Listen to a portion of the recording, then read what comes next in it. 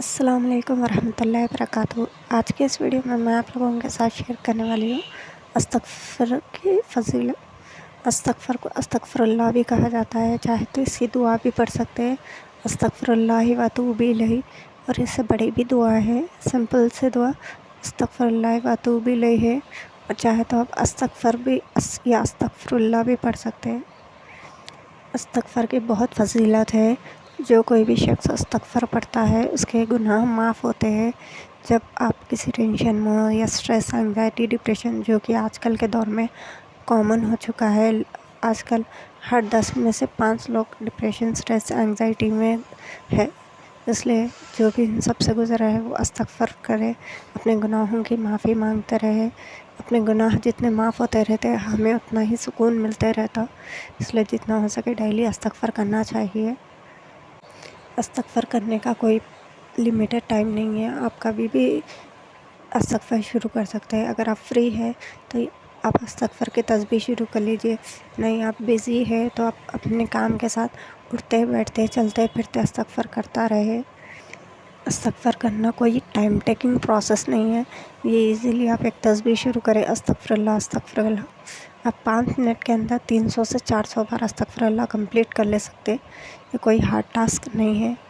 استغفر اللہ کی وجہ سے کتنے کے لوگوں کی لائفز میں چینجز ہوئے ہیں، ایسے ہی میں آپ کو کچھ کہانیاں سناؤں گی ابھی، جس کی وجہ سے استغفر اللہ کی وجہ سے لوگوں کی لائف میں بہت سے پازیٹیو چینجز آئے ہیں۔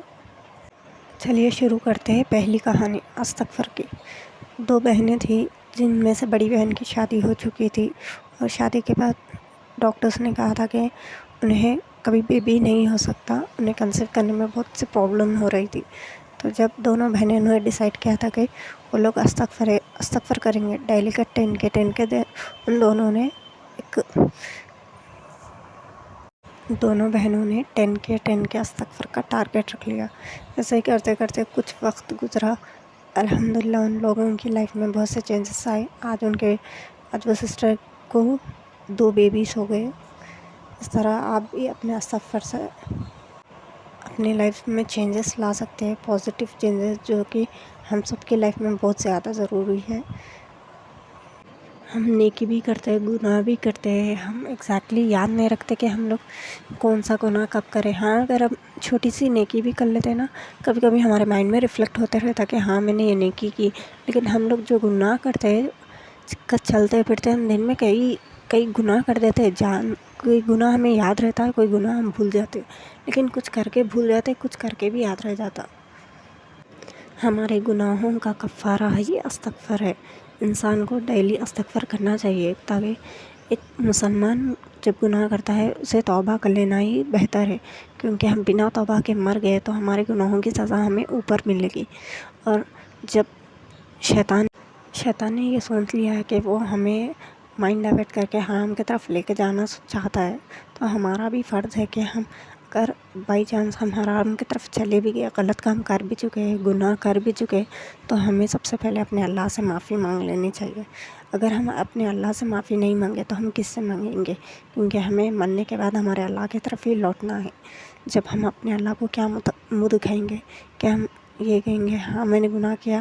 کیا ہم اتنے کانفیڈنٹ ہوں گے کہ ہمارے گناہ ہم ایکسیپٹ کر پائیں گے اوپر اللہ کے پاس؟ نہیں نا۔ جب تک زندگی ہے ہمیں ہمارے گناہوں کی معافی مانگ لینی چاہیے۔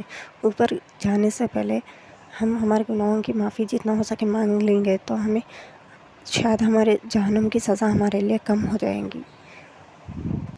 بے شک اللہ بہت مہربان ہے، لیکن ہمارے گناہوں کی معافی مانگ لینا بھی ہمارے لیے بہتر ہوگا، اس لیے جتنا ہو سکے استغفار کرتے رہیے، اور اگر ویڈیو پسند آئے تو لائک شیئر سبسکرائب ضرور کریے۔ جزاک اللہ خیر۔ ہمارے چینل سے ایسے ہی جڑے رکھیے۔ فی امان اللہ۔